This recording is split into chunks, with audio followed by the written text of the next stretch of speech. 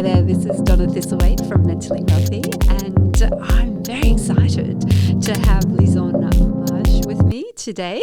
Lison's an author, corporate facilitator, and a high-performance coach. She works primarily with technology companies to elevate engagement, improve well-being, and increase performance by providing their leaders and teams with practical and science-based strategies and tools to foster cognitive diversity and enhance their decision-making processes. So welcome, Lison. Thank you, Donna. I'm thrilled to be here with you. Yeah, me too. So Lison has written an amazing book called Act Before You Overthink. So Lison and I were introduced by a mutual friend quite a few months back, and I became aware of Lison's book launch, and I went along to support her because I've got so much admiration for anyone who actually writes a book. And when I was there, what I realized is that any of us can fall into overthinking, and I actually purchased the book on the night and have loved it. It's beautifully written, brilliantly researched, and it is filled, absolutely jam-packed, filled with strategies that can help us combat overthinking. So I really loved, Lison, at the end of each chapter, how you had the how-to section. So valuable, all those strategies. Yeah, thank you. Yeah, I did them because I think it's a good way for people to reopen the book and quickly find information again, and they can quickly find. So I'm all about efficiency, and I thought it would be an efficient way for people to get and expand the book. Yeah, absolutely. And I did exactly that because it's been quite a few months since I read the book. I was like, gee, I really need to reconnect in with this content fairly quickly. So Lison, tell us about how you define overthinking. What is it? So, Donna, that is a very simple question, right? It sounds it. But the answer is much more complex because I spent a year, in fact, trying to get to a definition, and even, psychologists and behavioral scientists disagree on the exact definition of overthinking. So many of them, they will call this rumination, and even saying that overthinking is a non-scientifical naming. Right. And in 2009, there has been a meta-study that has been done. So a meta-study is a study aggregating a lot of different studies. Yep. That has, all of them have been done some research on overthinking, and they found more than 15 different definitions. That makes it tricky, yeah. So with this in mind, that's why I was on my way to interview more than 365 people worldwide, asking, about their relationship with overthinking. And so after a year, I worked on simplifying this problem and establishing a sort of umbrella definition.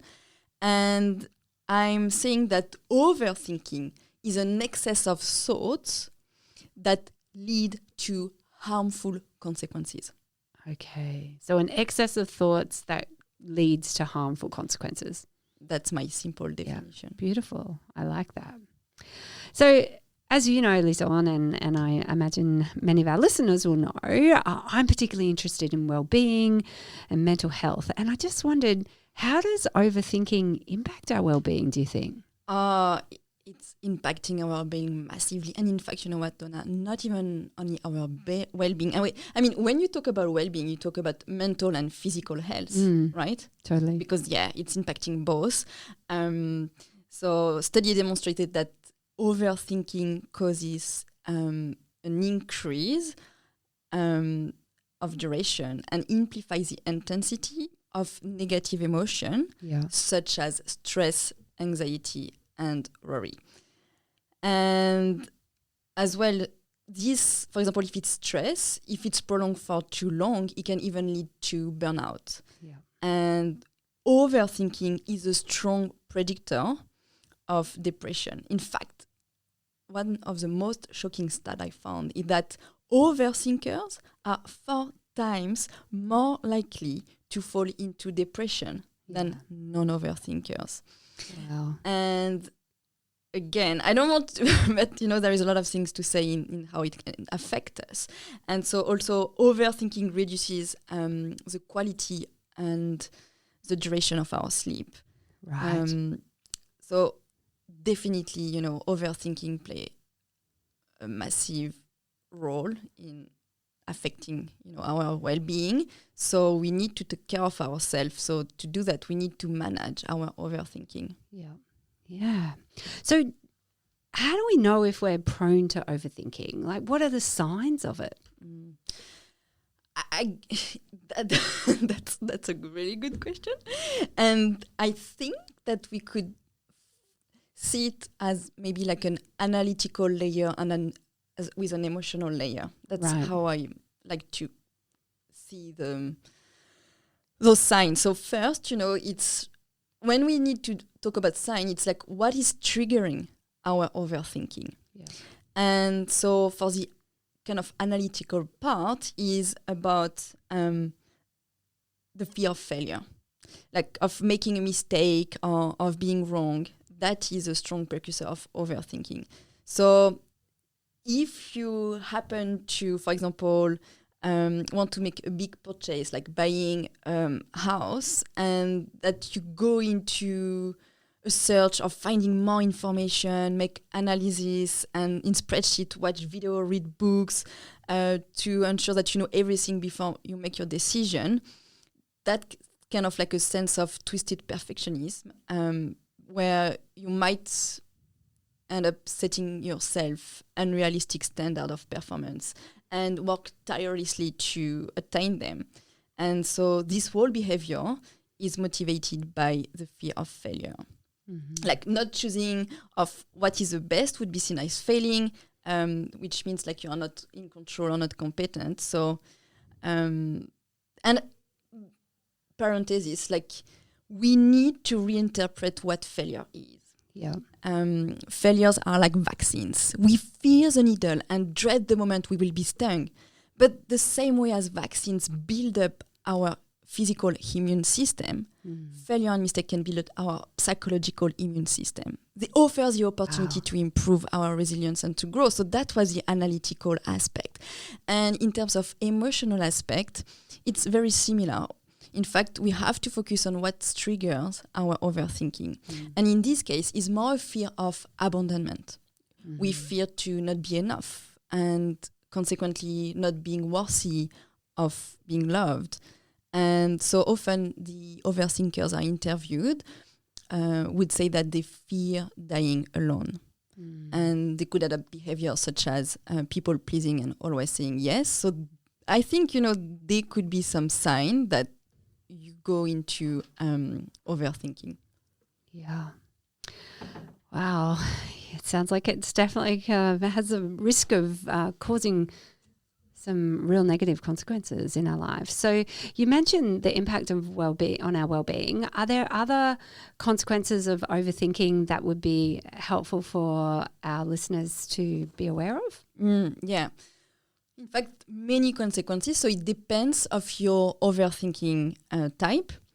But one that is usually ignored is that overthinking can lead us to stagnation and over time to regression. So in fact, you can see overthinking like an assassin that sets its sights on your dreams, on your aspiration, on your growth. And most of us, we don't realize it. The reason why is that overthinking is taking its time. It's called methodical and relentless. Bit by bit, it is poisoning everything, making sure that nothing can blossom. So overthinking will lead to inhibitive behaviors such as avoidance, procrastination, and even resignation. And so in those states, we are stuck. We are stuck in our thoughts. We keep on looping in our mind. We go into rabbit holes and we don't take action. We are paralyzed in our reflective state, wondering if we will make an error or how other people will interpret things. And when that happens, we are not, we cannot learn, we cannot grow. And when we look back 6 months of our life, 1 year of our life, 10 years from now, we realize we should have tried. we should have tested, we should have experienced. Because if we keep on overthinking, all we will be left is with lifelong regrets. So it sounds like, it can be quite crippling and really impact our potential, Correct. our ability to reach our potential. Yeah, and that's the most ignored consequence of overthinking, in my opinion. Yeah. Wow, thank you. So in your book, I remember there were different types of overthinkers. So you just mentioned about like the analytical sort of overlay and the emotional. Mm-hmm. Is it worth sharing with our listeners like the different types that sit within those? Yeah. So I came up with those two categories, and then I have 6 different types. So I call them the finishers, the helpers, the dreamers, the observers, the performers, the maximizer. And I'm going to share quickly a few of those types and go more in depth maybe with the type that I feel is the most out there. Yeah, most common. Yeah, most common. Yeah, great. So the finisher, it's people, they want to complete things to show their competence. Yeah. The helper is someone that will crave connection and need validation from others, so they end up saying yes to everything and everyone. The performer, it's kind of an actor playing a role to fit in, like a social chameleon, whatever social setting, they will change themselves to fit in. It's kind of like the performer and the helper, they're a bit of the same, but they don't do it the same way. Mm-hmm. The observer, they mistake patience for procrastination. So they are waiting for the right time to do something. And so they might consume a bit of data and then find excuses that based on the data, they can't do something right now. Mm-hmm.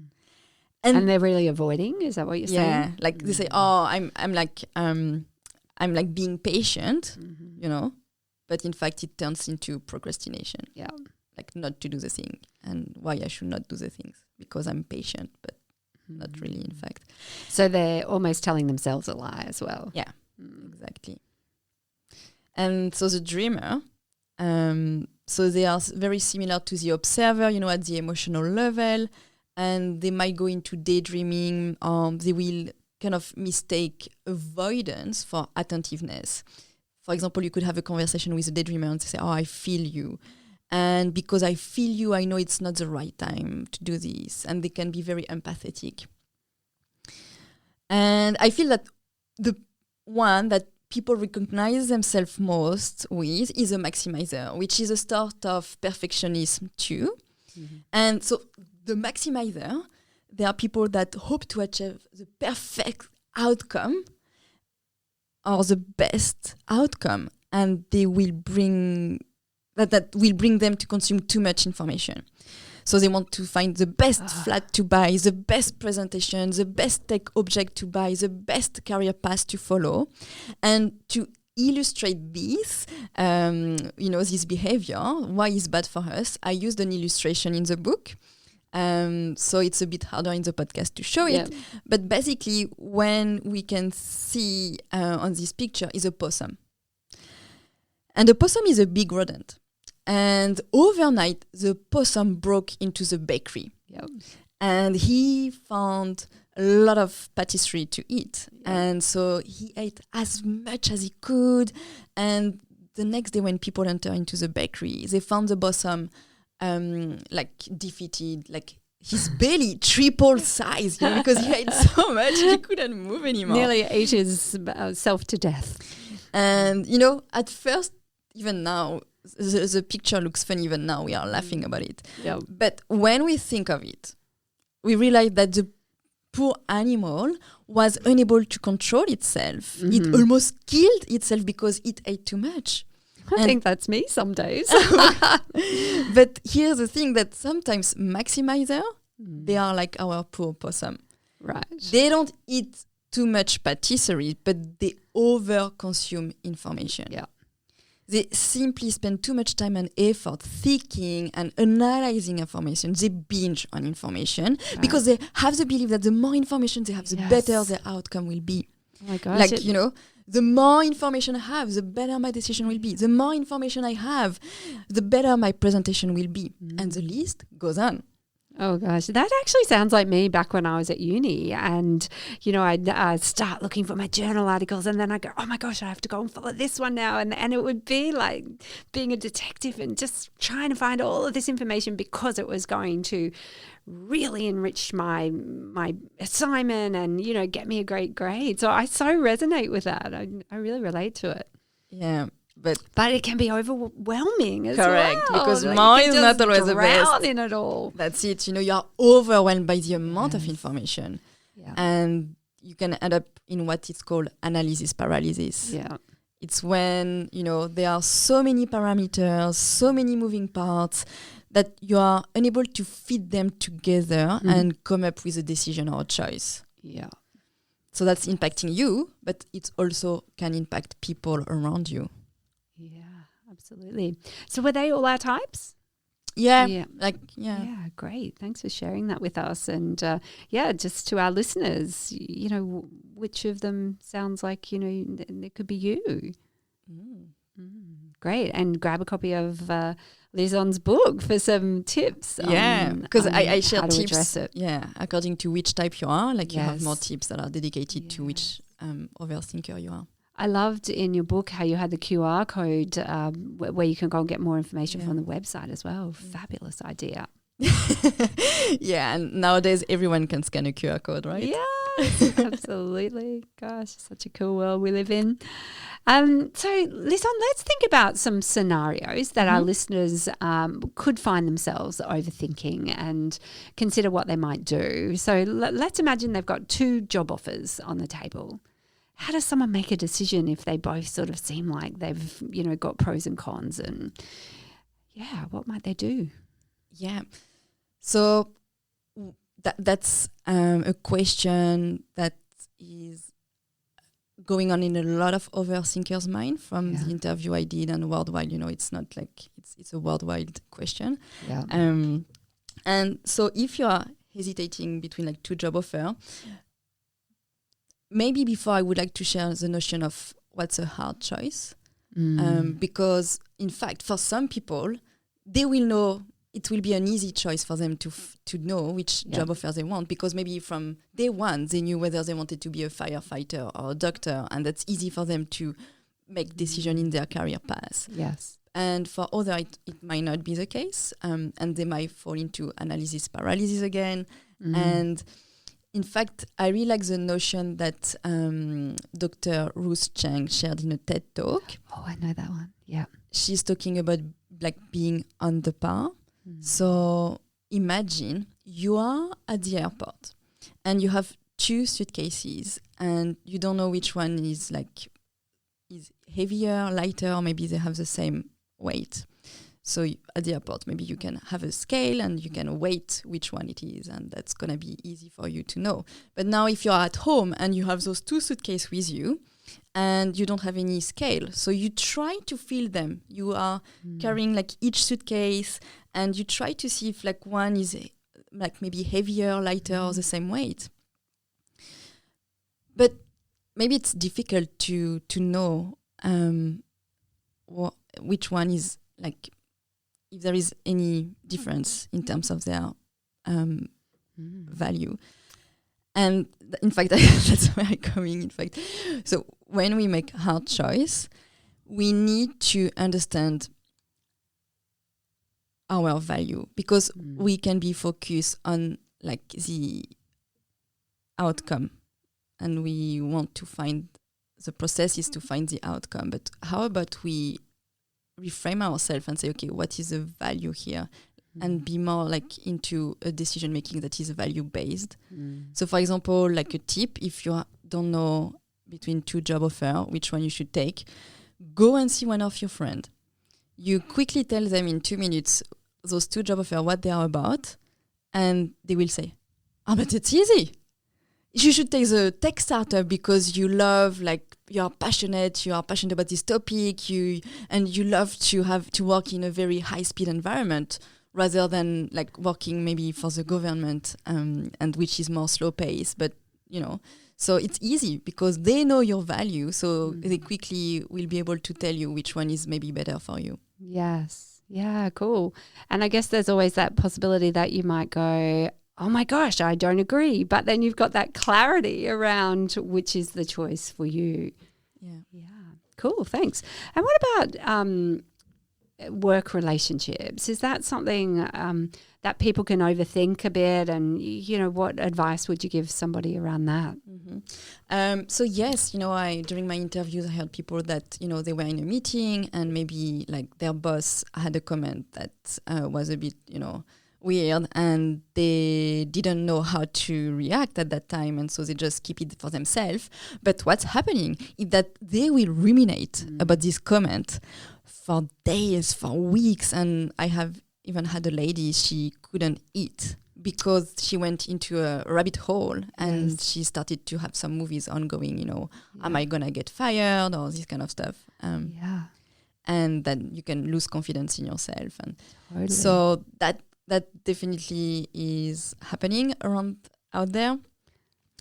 And so what to do is address anything the quickest possible. Like, like don't wait. That would be my advice, is like address it. So then have a conversation. Yeah. Is that what you recommend? Have a conversation or address it within yourself. Like maybe asking you, what did it trigger? Why? Like what? And then, of course, have a one-on-one conversation with maybe the person but address it. Yeah. Yeah, because that's right. I mean, often things from our past come in and, influence our perception, don't they? And I'm a really big fan of Brené Brown's work, and she talks about SFDs, shitty first drafts, and the fact that we humans are meaning-making machines who are constantly making up stories, and there's real value in checking in with others about the stories that we're creating, because often our perspective, our perception on what's going on is completely different to that other person. So correct. Like in another situation that could happen, like imagine you have a car crash in the street and you have 3 people that notice this car crash, and then they will go to the police station and they will share like 3 different stories, right? Totally. But only one event happened, but 3 different stories. Yeah, it's so interesting. Hey, there is no absolute reality. Everyone's reality is different. We were just talking about that in a workshop I ran earlier today. And, everything that we're experiencing is interpreted through our own filters and values and beliefs and past experiences. And, it makes sense that eyewitness accounts can be different. Pam Grout, an author, there's this beautiful quote attributed to her where she says that life is, hang on, what is it? It's, I think it's life is a hologram of what's going on inside of us, right? We are creating this world, this experience, which is absolutely the outcome of our senses and our experiences. So I so loved that when I heard it. Correct. We are our own movie director. Yes. Absolutely. Gosh, we humans are so interesting. Yeah, cool. So I think a little bit about my background and how I sort of had this mental health crisis back in 2012. Then I watched your video. Oh yeah, online. right. Australian Story. It's and so great to be on the other side of that. But back when it happened, I actually got stuck in this real whirlpool of negative thoughts, and it sort of felt just like, my life was unraveling, and I was sort of really stuck in it. And it looking back, I can see how irrational it was. But yeah, at the time, it all felt really real to me, and I felt like I couldn't get out of it. And when I read your book, something I really loved was the process that you offered for navigating that spiral of negative thoughts. So, talking about our normalizing our emotional state first. Do you want to talk us through that process? Because I really love it, and I see now that I use that, but I certainly did not have those skills back then. Is it the acknowledgement, assessment, adjustment? Oh, so this was around the grounding techniques. Yeah, the awareness. Yeah. All right. Oh my gosh, my heart started racing. I know I've sort of been hijacked here. So it's sort of like the awareness, the breathing and grounding. Yeah. So that's one, and so it's definitely acknowledging what is happening. Yeah. And it simply requires us to ask ourselves, what do I feel? It's not why do I feel that, it's what do I feel now. And why? Because that's called affect labeling. And so researcher at the University of California that measured the patient brain's activity using fMRI, and when they were asked to name their emotion, to name their feelings, they observe a decrease in the amygdala activation needed to improve emotion regulation. Yes. So that's all exciting. And that's, as counterintuitive it might seem, if you notice negative thoughts, if you notice negative emotion, you have to welcome them. You say, hey, welcome. And you have to observe them. And you have to label them. And this simple process will decrease their intensity, helping you to feel and think better. Yeah. Beautiful. So that's the first part, right? And then when the second part is the assessment. So when you acknowledge, you check your emotional state, right? And from that place, we can start working. We need, and the grounding techniques help, right? Yes. How do you suggest someone grounds themselves? Because this is, for some people, this sort of, these skills, this sort of information, knowledge is still quite new. Correct. So one that is easy to use anywhere is to name 5 things. So 5, and using your 5 sense, like 5 things that you can hear, and you go 5, 4, 3, 2, 1. So 5 things you can hear, 4 things that you can see, 3 things that you can touch, and you go that to 1. And another one is that the 12-item techniques. So for example, if you're in the office, you can see like a chair, and then you have to find 12 different objects that will be like chair, table, or whatever. Or like it can be 12 countries.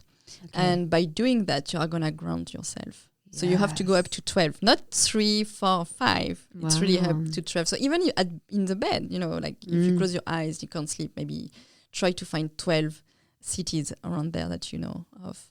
So they are grounding techniques. Yeah, great. Thank you for sharing those with us. And so when you are grounded, then you can assess. You can find the silver linings of whatever situation you are. Like you can try to find some positive in the negative, and that is called cognitive reappraisal. So you have to challenge. Yes. You have to challenge yourself, and you can try to play the devil's advocate with yourself. Devil's advocate, yeah. So like the devil advocate, like if you are from one maybe situation, or you see something in one situation, the role of the devil's advocate is to see the opposite. So that is going to help you to assess and find some silver lining. But of course, some situations, they are just bad in life, and you can't do the devil's advocate or like reframe anything. Like it could be like illness or someone die. Yes. But like, for example, if you compare that to losing a job, what is the silver lining of losing a job? What's in your control? And can it be like a new chapter of your life? Yes. And as well, another way maybe to then go into the last stage, which is adjustment. If you still can't make it with whatever I just said now, you can use active meditation, which is not passive meditation. Yeah, tell us about that. That's because I feel like meditation is often a challenge for me, sitting in one place and, trying to still my mind. So tell us about active meditation. It's a challenge for a lot of overthinkers. Because overthinkers, they are already in their thoughts, right? So you ask them to sit and be even more in their thoughts.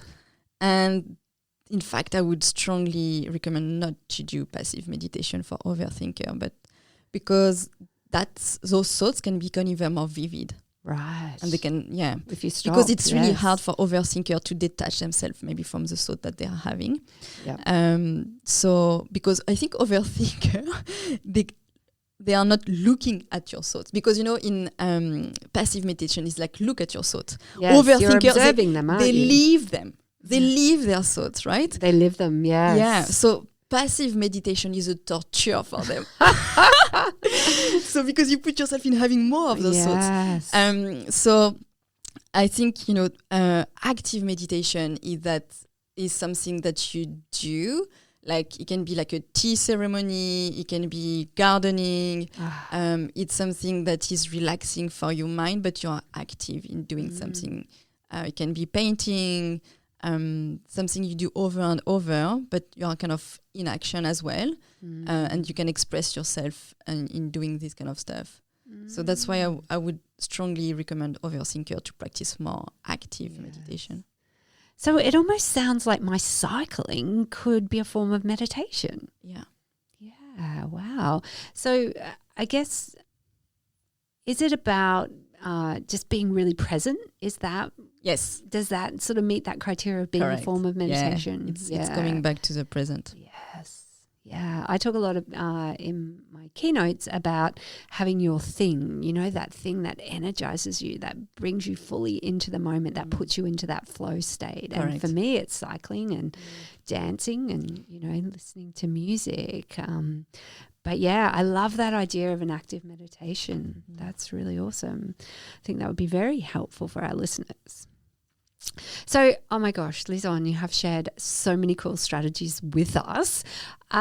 We're sort of coming towards the end of our discussion, and I just wondered, are there any other methods for addressing overthinking that we haven't chatted about yet? Is there anything you feel would be really valuable? Of course.